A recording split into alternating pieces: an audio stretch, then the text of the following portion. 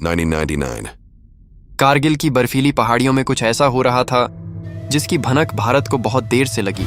पाकिस्तानी सैनिक और घुसपैठिए चुपचाप भारतीय पोस्टों पर कब्जा कर चुके थे। अगर उस रात भारतीय सेना ने जवाब देने में देर कर दी होती तो शायद आज कश्मीर का नक्शा अलग होता। यह है कारगिल वॉर की वो सच्ची कहानी जिसने पूरे भारत को हिला दिया था।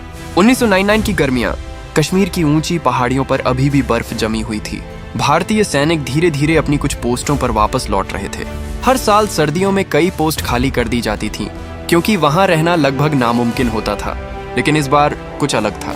LOC के उस पार पाकिस्तान की सेना महीनों से एक गुप्त योजना पर काम कर रही थी। योजना इतनी खतरनाक थी कि अगर सफल हो जाती तो भारत का कश्मीर से संपर्क टूट सकता था।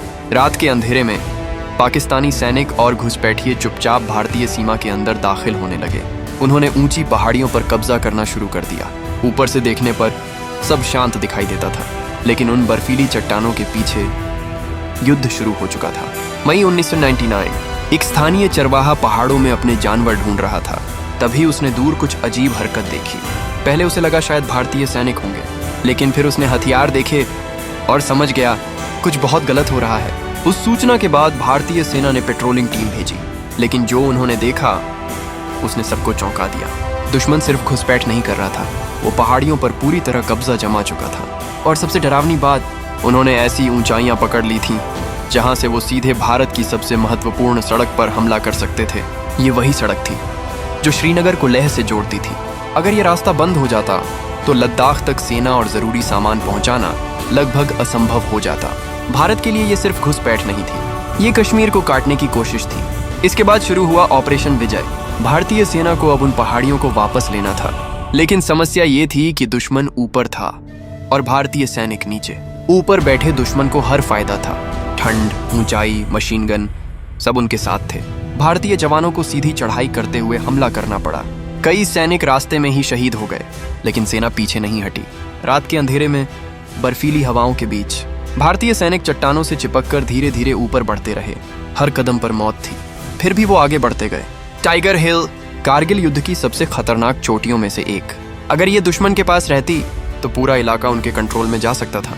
भारतीय सेना ने फैसला किया किसी भी कीमत पर टाइगर हिल वापस लेना होगा।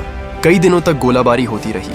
आसमान में भारतीय वायुसेना के लड़ाकू विमान उड़ रहे थे, नीचे पहाड़ों में गोलियों की आवाज गूंज रही थी। फिर आई वो रात जब भारतीय सैनिकों ने लगभग सीधी खड़ी चट्टान पर चढ़ाई शुरू की। दुश्मन को लगा कोई इंसान उस रास्ते से ऊपर नहीं आ सकता, लेकिन भारतीय जवान चढ़ते रहे। सुबह होते होते टाइगर हिल पर भारत का तिरंगा लहरा रहा था। उस जीत ने युद्ध की दिशा बदल दी। धीरे धीरे भारतीय सेना ने बाकी पोस्ट भी वापस लेना शुरू कर दिया और आखिरकार पाकिस्तान को पीछे हटना पड़ा। लेकिन इस युद्ध की कीमत बहुत भारी थी। सैकड़ों भारतीय सैनिक शहीद हुए। कई जवानों की उम्र 25 साल से भी कम थी। उन्होंने अपनी जान देकर कश्मीर को बचाया। अगर उस समय भारतीय सेना जवाब देने में देर कर देती, अगर उन पहाड़ियों को वापस न लिया जाता, तो शायद आज इतिहास कुछ और होता। कारगिल युद्ध सिर्फ एक लड़ाई नहीं था, ये उन सैनिकों की कहानी थी जो जानते थे कि शायद वो वापस नहीं लौटेंगे, फिर भी आगे बढ़े। और इसी वजह से आज भी कारगिल की वो बर्फीली पहाड़ियां भारत के वीर जवानों की बहादुरी की गवाह है।